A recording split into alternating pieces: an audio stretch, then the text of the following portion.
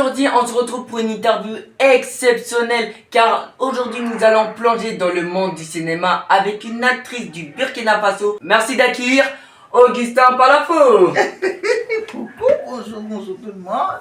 J'espère que vous allez bien, j'espère que vous allez bien, monsieur Clément. Merci d'avoir accepté mon invitation. Merci de m'avoir invité, c'est un plaisir. Vous pouvez nous parler de votre film que vous avez sorti récemment, je suppose. Effectivement, le film Madame l'ambassadrice a été projeté à la salle Saint-André-des-Arts le 31 août 2024 dans la grande salle et ça a été un succès parce que les Africains ont répondu présent. Les Burkinabés ont dit qu'il fallait qu'ils viennent soutenir leur sœur, Augusta Palafo, et ça a été une réussite fou parce que la salle a refusé du monde et même que ça a suscité un engouement, un intérêt quelque part pour les autres Burkinabés vivant à Lyon, en Belgique, en Italie, en Allemagne. Eux aussi, ils en demandent. Et donc, on est en pourparlers pour trouver des dates afin de faire voir ce film partout par les Africains dans ces différents pays-là. De quoi parle votre film? Alors, le film Madame l'ambassadrice parle d'un diplomate lors d'une réunion de tous les diplomates burkinabés au Burkina. Il est rentré avec sa famille en même temps pour faire des vacances. Et pendant cette période, il a été démis de ses fonctions. Sa femme, qui se voyait déjà européenne, française de surcroît, n'entendait pas parler de cela. Elle ne voulait pas du tout revivre en Afrique après toutes ces années qu'elle a eu à passer en France. Et donc, elle va batailler comme elle peut, comme elle pourra, afin que son mari redevienne ambassadeur. Maintenant, ce que je vous dirai pas, est-ce qu'elle va pouvoir, est-ce qu'elle va pas réussir? Ça, je laisserai les gens regarder le film Madame l'ambassadrice. Comment avez-vous eu l'idée de ce sujet en particulier pour tourner ce film? Comment vous vous êtes organisé avec les autres artistes, etc. Ce film, j'ai eu l'idée après avoir échangé avec une dame dans ma ville, au pays, au Burkina. Il y a une personne qui vivait en réalité ce genre d'histoire. En tant que créatrice, j'ai pris l'idée et j'ai essayé de mélanger des choses pour que ça se sente pas exactement comme si c'était l'histoire de cette personne, mais faire en sorte que nous puissions savoir que quoi qu'on fasse, on est toujours bien chez soi. Et quand on dort sur la natte de son camarade, de son ami, c'est qu'on dort à terre. Alors pensons-y, on peut sortir, mais revenons toujours à la maison pour faire des choses, aider les autres, tendre la main à ceux qui sont là et créer des emplois pour pouvoir faire bénéficier ceux aussi qui sont restés et ceux qui en ont besoin. Et avec les autres acteurs, comme vous avez posé la question, avec les autres acteurs, ça a été bien, tout s'est bien passé. On a aimé. Ce film a déjà eu 3 prix. La meilleure interprétation masculine, meilleure interprétation féminine au Sotigui Award 2022. Le film a eu aussi le prix du public au Festival des identités culturelles du Burkina Faso. Vous avez dit que ce film a reçu un prix en 3 prix. 3 prix en 2022. 2 prix en 2022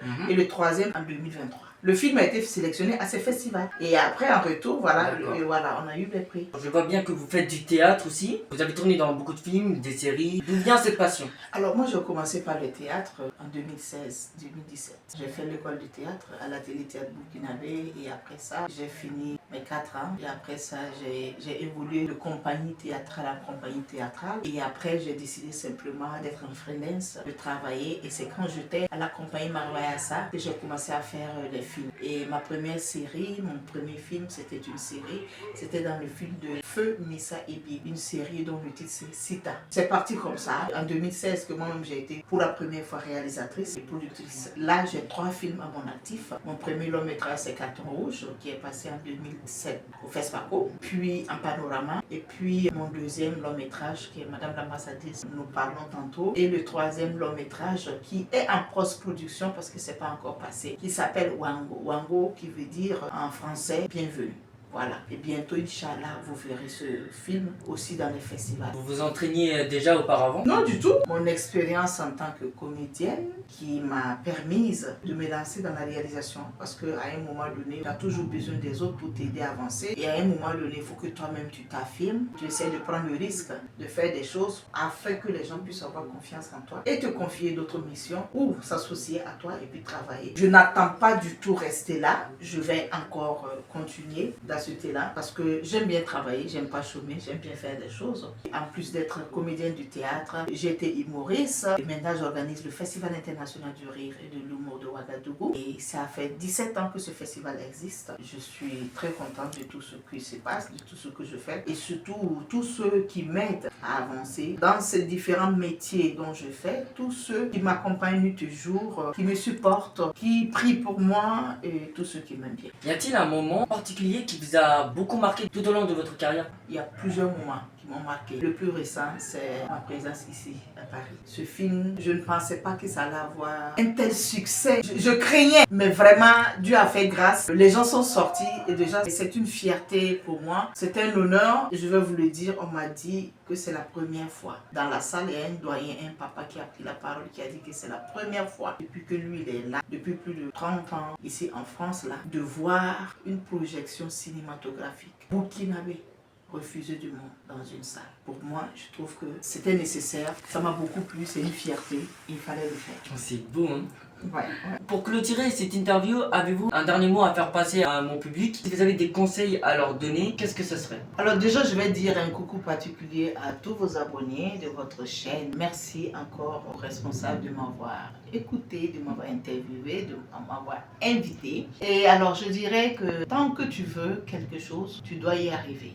Avec tout ce qui peut se passer, avec toutes ces embûches que tu peux avoir devant toi, tu vas par moments tomber, trébucher. Mais il faut juste savoir se relever, continuer, être persévérant. Savoir qu'il faut que tu arrives et foncer. Il n'y a rien qui peut nous bloquer, il n'y a rien qui doit te bloquer à ton succès, à ce que tu penses qui peut être bien pour toi. Et moi, c'est mon slogan. Tant que je peux, tant que je vis, moi je fonce. Tout ce que je demande au bon Dieu, c'est la santé et la longévité. Et le reste, j'avance. On ne peut pas être ami à tout le monde, on ne peut pas être aimé par tout le monde. L'essentiel, c'est d'arriver à faire plaisir, ne serait-ce qu'aux 2/4 du monde. Et c'est ça. Merci. Merci. Merci. À bientôt. À bientôt.